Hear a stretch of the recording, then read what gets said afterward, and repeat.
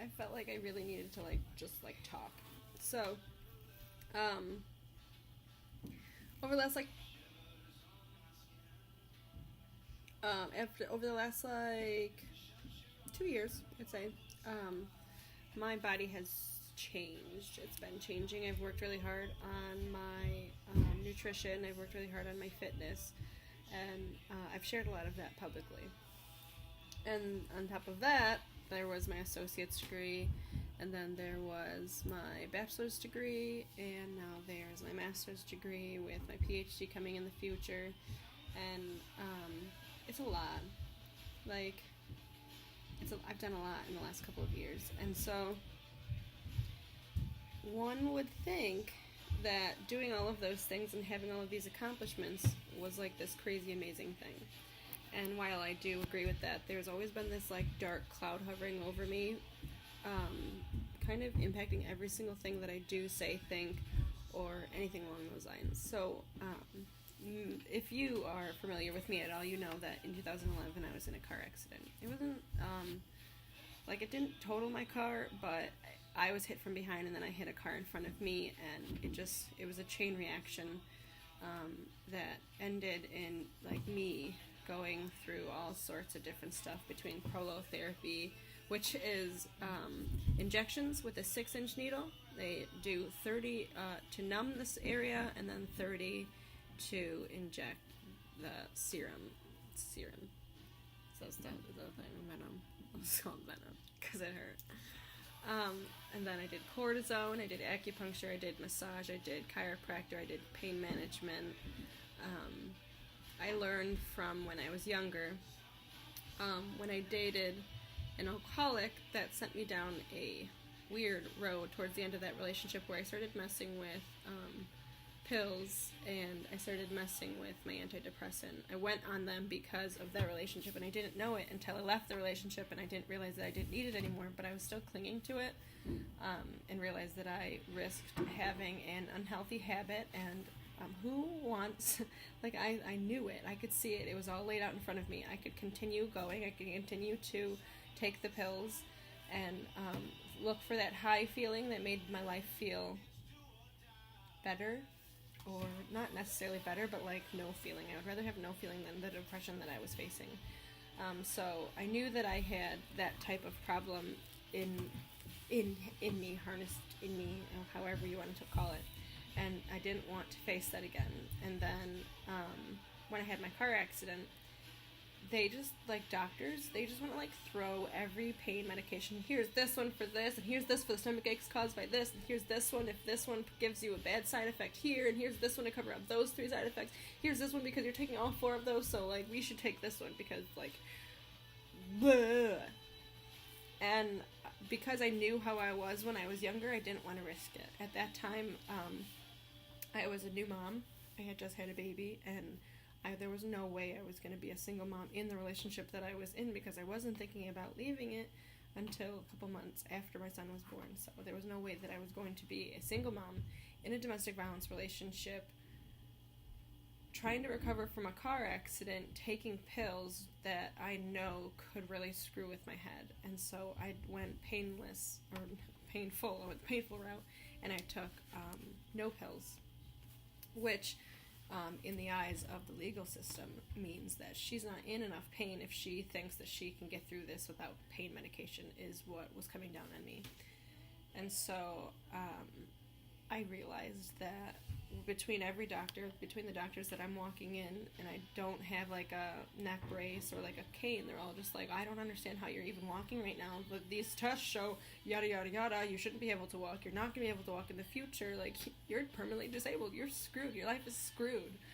And I had a lot of doctors that were telling me that, and I was like 20, about to turn 21 before the accident happened, so like early 20s. There was no, it like really impacted me mentally to be hearing so many different doctors tell me that I shouldn't be able to even walk. And like, there was like, I didn't want to not be able to walk, obviously. So I came up with the idea that I needed to go back to school and I needed to go back to school and get as much education as I could manage in a short amount of time, so that I was making money with my mind and not with my body, because my body, obviously, between all these different doctors, the way that they were talking to me, my body wasn't going to be the thing that was my moneymaker. It just wasn't. But my mind could be. So I went back for my associates, and I was going to stop there, and then I just had a feeling in my gut that I wasn't done yet. When I went first, right after my house fire when I was 18, I did not do good. I flunked out my first semester. My grades were like C's, B's. It wasn't. I thought that the NCCC was the only thing that my mind was like, that was all I could do.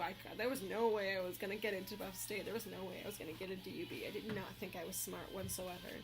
And so, when I went to N-Trip the second time, I was getting A's, to the point where one of my final grades was like 102.5, and I was just like, what? And that's when I started to realize that even though I was going through all that stuff when I was younger, that like I was smart. So I raised my GPA up from the way that I trashed it when I was younger, and I got into Buff State, joined the radio station, and had the first week of the Warriors, where we talked about domestic violence for 24/7 for an entire week. I had DJs that were on my side. They were pulling 24 and 48 hour marathons. We interviewed 40 people. It was just this absolutely amazing event that I put together in like 2 weeks. And that was me inching my way out, trying to figure out what I was capable of. I had only just found out that I was smart, so why not use it? And so that happened, and then we did it again the next year, and there was more people, and we did it again the next year, and there was more people, and between that and the radio show that I did, I brought in like at least 500 different people into the radio station. Like, it blows my own mind, but I'm proud of it. And then the end of my bachelor's was closing down, and I was getting ready to graduate and on into my master's. And when I started my master's, I didn't really know what I was doing. I thought it was going to be really, really, really hard. I was very overwhelmed. I had gotten A's before, but who knew if I was going to be able to pull off an A in my master's. And then, so I started a company. During my second semester, I came up with the idea during the first semester, pulled it off as an independent study, published, wrote, and outsourced for illustration for 4 books that came out January, February, March, April. And I kept going on after that, but like,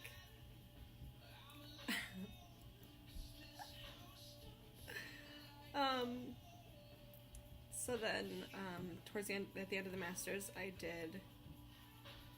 started a nonprofit, which I'm still working on, with Heather. And so, actually in March, right after I started my master's, is when I decided that I was going to start trying to run. And it's something, running is something that I've always wanted to do. Like, in my gut, my body is like, just go run, just like run it off, just like, let's just do this, let's go. And then, like, because of my car accident, I was always like, no, I can't, it's gonna hurt, no, I can't, it's probably not good for me, no, I can't. So then March 27th of last year, I went out for my first run, and I ran 7 days straight. I did have some complications, had to get new shoes, went to see a chiropractor, went to see a massage, figured my groove out, lost 7 pounds in those first 7 days, and mind blown. Now, I just celebrated my 1-year fit-iversary. I'll call that my fit-iversary. It's actually like 2 years, about 2 years that I've been doing it, but like, that day that I went out for that first run, it changed everything. It like blew my mind. I felt amazing. The endorphin release was like holding the world on your shoulders, and then going out for a run, and then the button pushes and your endorphins go off and the world falls off your shoulders. That's what running feels like to me. So get off me! Get away from me! No.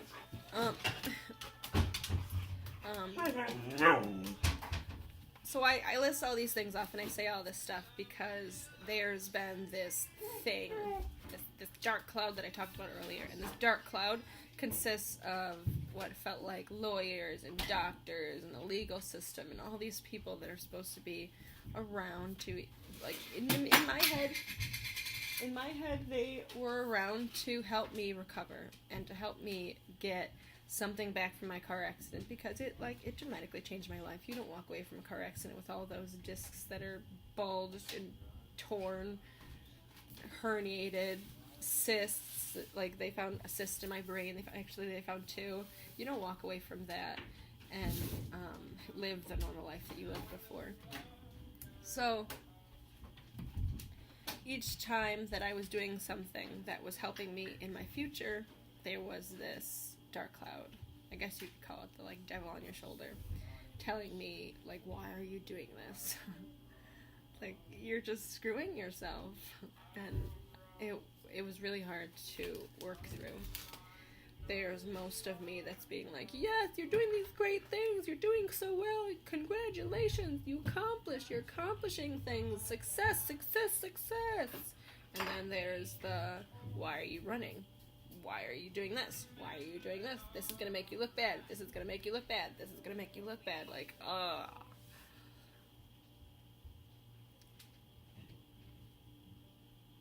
I don't remember where I was taking that. Oh, so after 7 years post-accident, I realized that I wasn't going to get the kind of settlement amount that I anticipated. I wanted the kind of settlement that equaled the amount of pain that I've been in over the last 7 years. I wanted the amount that would equal the suffering, the tears, being stabbed hundreds of times, literally in the back,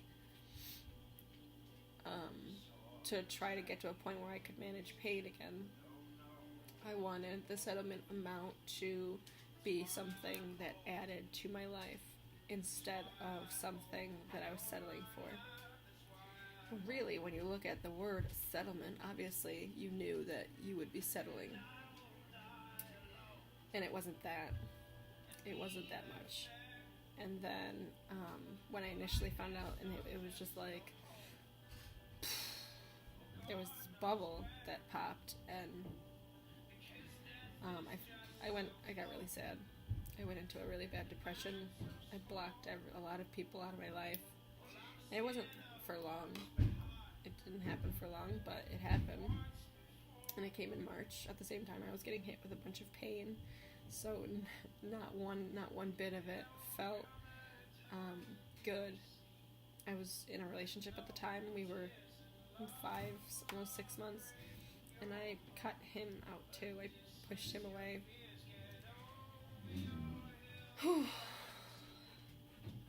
And I realized that after going through it, that I was putting a number to my worth. I was putting a number to my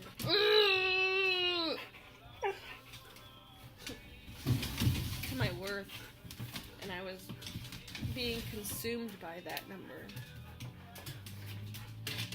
and it brought me a lot of tears. Yeah, just leave me alone. I'm trying to be really depressed here, trying to talk about my depression, and you're all like, give me love, give me love. So yeah.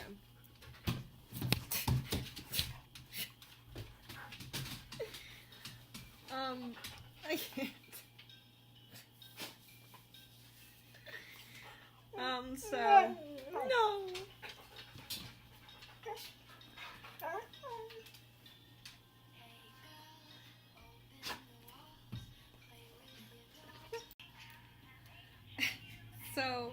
listing off all these things, and I was talking about my settlement. And,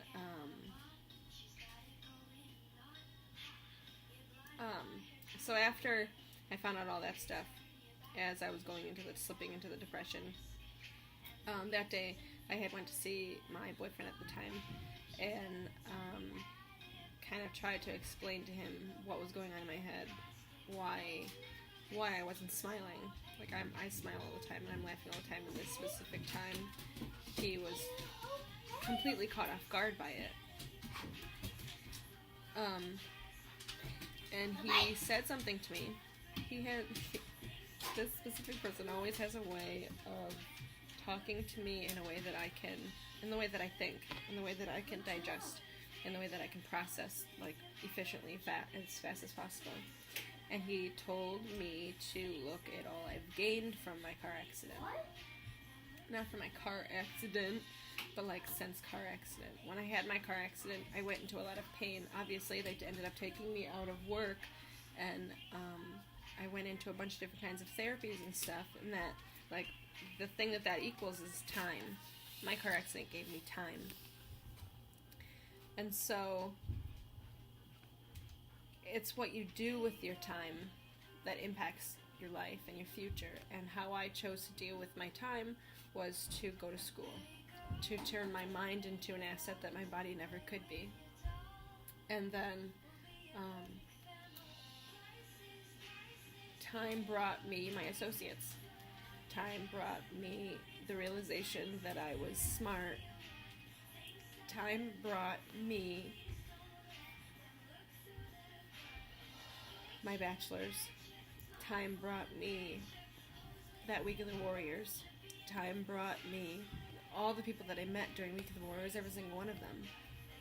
Time brought me my master's. Time brought me my publishing company. Time brought me the car that I had. That I have a new car. Time brought me my new car. Time brought me my mind it took out all the things that were going to make me not important, and it gave me all the things that make me special, that make me important. Time gave me everything, and I was given time because I was in pain. So by falling into a depression because I wasn't getting $800,000 or $500,000 so that I could pay off my student loans, buy a house, and be good, I was putting a number to my happiness, and I was obsessing about that number for years. And when I found out that I wasn't getting that number, it was detrimental to my mind and how I had been previously thinking. But after I had that conversation with him, things like clicked. They all like clicked into place, and it was just like, okay, the world will provide for you. You have everything you possibly need to get through the life that you are living, your purpose, your resources, all of that. Like, everything is sitting right there. That doesn't mean that when I had a car accident, I went into pain and I'm getting this huge settlement. When I had that car accident, I went into pain and I was given time, and time brought things that were equivalent to that number that I had for my settlement in my head. It just came back to me in a different way. And thinking about it that way has helped and has changed a lot. So it's been an emotional 2 months, and it's been a long 7 years, and now it's over. Now it's like, it's over, and I've worked my life, and I achieved all those specific goals that were going to turn my mind into an asset, and I did it. And like right now, I've been like fighting tears back this entire video because like, it's over. I don't have to worry about who's outside my apartment trying to take pictures of me bringing in groceries because I'm a single mom. I don't have to worry about who has ever seen me pick up my son, because like, how do you have a child and never be able to pick them up? I can't anymore, and it's gradually like down to like practically nothing as he's gotten older, but like as I was young, like it used to hurt a lot just to hold him, and I'm never going to not hold my baby. Nope. I don't have to worry about who's checking my Facebook. I don't have to worry about who's discounting every piece of success and accomplishment that I have against me. I can do anything I want.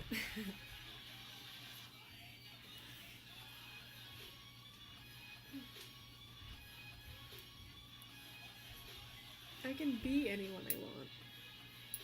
Who knew leaving a dysfunctional, abusive relationship would lead to having the same type of relationship, but like on a completely different degree? Like,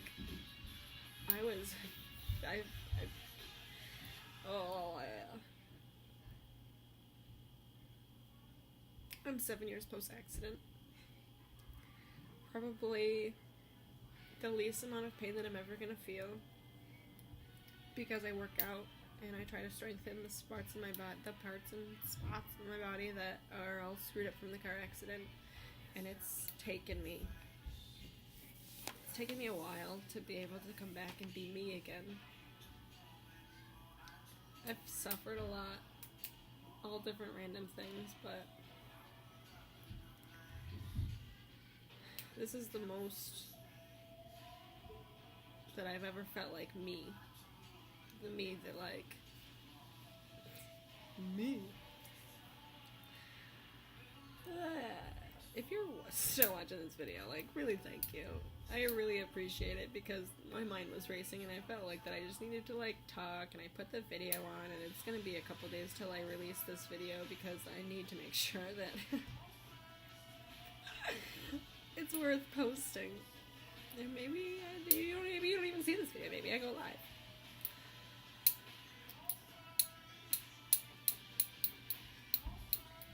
It's a good day.